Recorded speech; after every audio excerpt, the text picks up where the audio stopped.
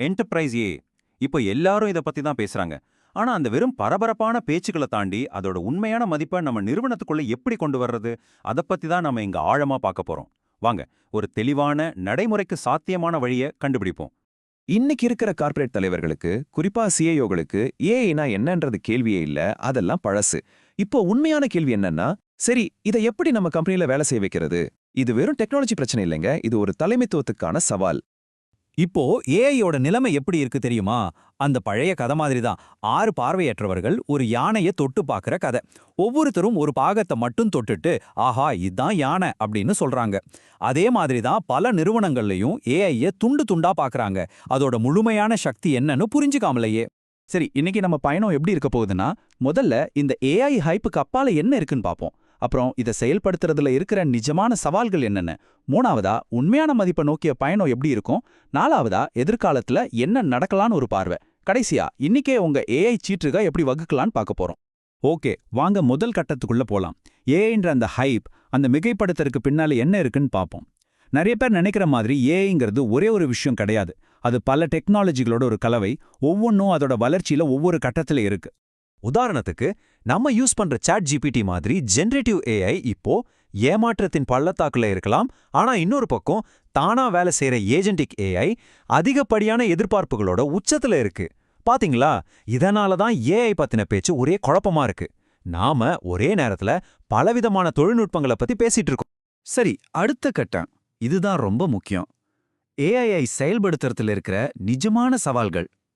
சும்மா ஏஐக்காக ஏஐயை பயன்படுத்துறோம்னு சொல்லாம நடைமுறையில என்னென்ன பிரச்சனைகள் வருதுன்னு பார்க்கணும். எந்த ஒரு கம்பெனியை எடுத்துக்கிட்டாலும் ஒரு 10% பேர் புது டெக்னாலஜியை தானாவே கத்துப்பாங்க, அவங்கள விட்டுடுங்க. இன்னொரு 10-20% பேர் ஐயோ இதெல்லாம் வேணான்னு சொல்லி மாற்றத்தை எதிர்ப்பாங்க. ஆனா நம்மளோட உண்மையான கவனம் அந்த நடுவுல இருக்கிற 70-80% பேர் மேல தான் இருக்கணும். அவங்களுக்கு ஏஐய ரொம்ப எளிமையாக்கி அவங்க அன்றாட வேலைகள்ல எப்படி பயன்படுத்தலாம்னு சொல்லி கொடுக்கணும். இவங்க தான் உங்க ஏஐ திட்டத்தோட வெற்றியை தீர்மானிக்க போறாங்க. இதை செய்யறதுக்கு ஒரு சூப்பர் வழி இருக்கு. அதுக்கு பேரு ராப்பர் அப்ரோச். ரொம்ப சிம்பிள். சமரைசேஷன், அதாவது சுருக்கம் சொல்றது. ஒரு பொதுவான ஏஐ டூல்னு வச்சுக்கோங்க. இப்போ அதுக்கு ஒரு ராப்பர் போட்டு ஆள் எடுக்கிற ஹெச்ஆர் டிபார்ட்மெண்ட்டுக்கு கொடுத்தா அது ரெஸ்யூமைகளை சுருக்கி கொடுக்கும். அதே டூலுக்கு இன்னொரு ராப்பர் போட்டு பர்ச்சேஸ் டிபார்ட்மெண்ட்டுக்கு கொடுத்தா அது கான்ட்ராக்டுகளை சுருக்கி கொடுக்கும். ஒரே கருவி, பல பயன்கள். ஆனா இங்க தான் ஒரு பெரிய ட்விஸ்ட் இருக்கு. நிறைய பேர் இதை கவனிக்கிறதே இல்ல. அந்த டெக்னாலஜிக்காகிற செலவை விட உங்க ஊழியர்களுக்கு ட்ரைனிங் கொடுக்க, அவங்க பயத்தை போக்க, புதுசான நிர்வாக முறைகளை கொண்டு வர ஆகிற செலவு இருக்கே, அது 1-2 மடங்கு அதிகமா இருக்கலாம். ஆமாங்க, 100-200% அதிகம். இதுதான் மறைக்கப்பட்ட உண்மையான செலவு. சரி, அடுத்தது 3வது கட்டம், உண்மையான மதிப்பை நோக்கிய பயணம். இங்க தான் நிறைய பேர் தப்பு பண்றாங்க.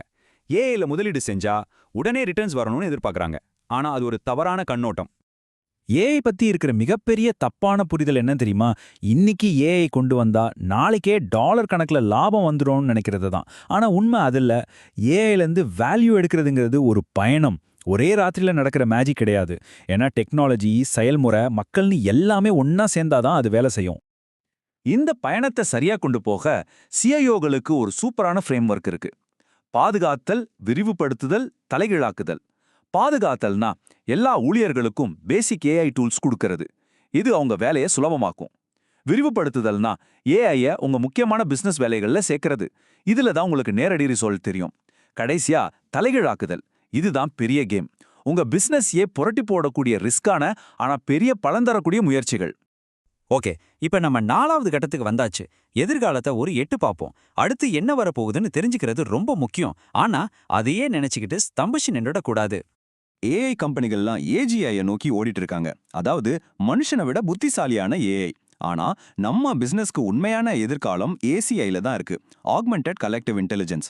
அதாவது மனுஷனும் ஏஐயும் ஒன்னா சேர்ந்து வேலை செஞ்சு தனித்தனியா சாதிக்க முடியாத விஷயங்களை சாதிக்கிறது. இதுதான் நடைமுறைக்கு சாத்தியமான வெற்றி. எதிர்காலத்துல ஒரு சுவாரஸ்யமான விஷயம் நடக்கலாம். ஏஐக்கு எதிரான ஒரு போக்கும் உருவாகலாம். எப்படின்னா, ஏஐ ஃப்ரீ அப்படின்னு சர்டிஃபை பண்ணின பொருட்கள் வரலாம். அதே மாதிரி எல்லா சேவைகளும் ஏஐக்கு மாறும்போது ஒரு மனுஷன்கிட்ட பேசணும்னா அதுக்கு தனியா பிரீமியம் காசு கொடுக்க வேண்டியிருக்கும். யோசிச்சு பாருங்க, மனித தொடர்பு ஒரு சொகுசு பொருளா மாறலாம். சரி, இப்போ நம்ம பயணத்தோட கடைசி கட்டத்துக்கு வந்துட்டோம். இவ்ளோ நேரம் பார்த்த பெரிய பெரிய விஷயங்களை இன்னைக்கு நம்ம எடுக்க வேண்டிய ஸ்டெப்ஸோட எப்படி இணைக்கிறதுன்னு பார்க்கலாம். ஒன்று நல்லா ஞாபகம் வச்சுக்கோங்க, ஏஐ ஒன்றும் மந்திரம் கிடையாது. இதுவும் டிஜிட்டல், கிளவுடு, இஆர்பி மாதிரி ஒரு பெரிய மாற்றம், அவ்வளோதான். தலைவர்களா, நீங்க இது மாதிரி மாற்றங்களை இதுக்கு முன்னாடியே வெற்றிகரமா சமாளிச்சிருக்கிறீங்க. உங்களுக்கு அதுக்கான திறமை ஏற்கனவே இருக்கு. கடைசியா ஒரு அருமையான ஓமையோட முடிக்கலாம். எல்லாருக்கும் சொர்க்கத்துக்கு போக ஆசைதான், ஆனா அதுக்கு சாக யாருக்கும் இஷ்டம் இல்ல. அதே மாதிரிதான் ஏஐ கொடுக்க போற பலன்கள் எல்லாருக்கும் வேணும், ஆனா அதுக்கு தேவையான கஷ்டமான நிறுவன மாற்றங்களை செய்ய பலரும் தயங்குறாங்க. இதுதான் உண்மையான சவால். அதனால உங்களோட வேலை வெறும் ஏஐ இம்ப்ளிமெண்ட் பண்றது இல்ல, உங்க நிறுவனம் முழுமைக்கும் ஒரு பெரிய மாற்றத்தையே வழிநடத்துறது. சொல்லுங்க, அந்த மாற்றத்துக்கான உங்க முதல் அடியை நீங்க இன்னைக்கு எங்கிருந்து எடுத்து வைக்க போறீங்க?